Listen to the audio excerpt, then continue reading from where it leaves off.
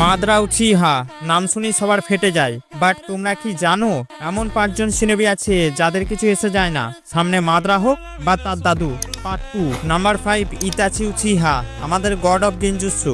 ইতাচির যদি চাকরা ইনলেস না হতো আর সে যদি পুরো সিরিজে সার্ভাইভ করতো এবং তার সুসানো যদি কমপ্লিট হতো, তাহলে ফোরগেট নিনজা ওয়ারে সবার প্রথম মাদ্রাকে ভাবতে হতো কিভাবে একে কাউন্টার করা যায়। Number 4, Obito Uchiha. ভেবেছো এই বিস্ট একার দমে ফোরগেট নিনজা ওয়ার স্টার্ট করে দেয়, যে মাদ্রার মুখের সামনে তাকে রোস্ট করার দম রাখে। Madara, you are just like a child.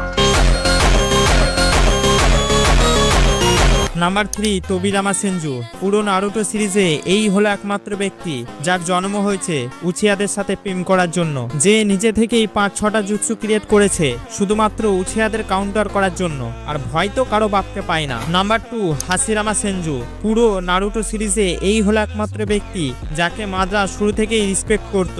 যখন মাদ্রা বেঁচে ছিল, যতবার তার সাথে লড়েছে ততবার কুত্তার মতো মার খেয়েছে। আর লাস্ট নাম্বার 1, ব্ল্যাক জেটসু।